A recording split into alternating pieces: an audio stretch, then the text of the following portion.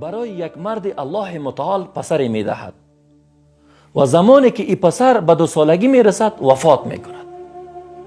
به خاطرش خیلی ناراحت می شود و بعد از اون دوباره همسرش باردار می شود و برایش پسر دیگری به دنیا می آورد و 1 سال نمی گذرد که باز هم فرزند دومی هم وفات می کند. 2 نفر را با دستانش دفن می کند. بعدا الله متعال برای همین مرد 4 دختر می دهد. دخترها هم بزرگ می شود. یکی از این دخترهاش ازدواج می کند. وقتی که ازدواج دخترش را می بیند خیلی خوشحال می شود. خیلی احساس خوشبختی می کند و این دختر هم وفات می کند در حالی که 20 سال داشت و می رود این دختر را هم دفن می کند. بعدا دختر دومی این مرد ازدواج می کند.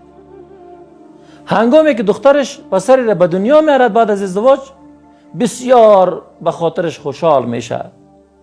بعد هم این دختر هم وفات می کند و می رود دفنش می کند تا فعلا 2 پسر و 2 دختر را با دست خود می رود دفن می کند.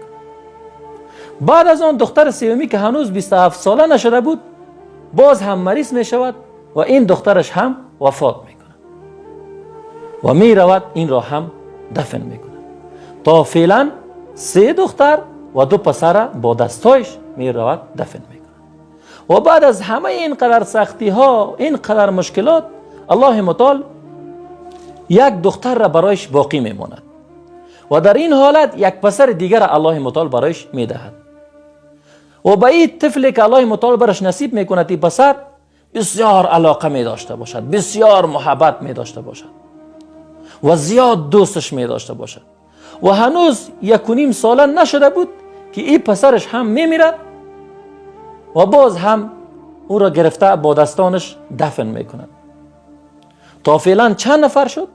چند نفر را دفن کرد؟ 6 نفر را، 3 پسر و 3 دختر. آیا می دانید که این کی بود؟ آیا می دانید که این کی؟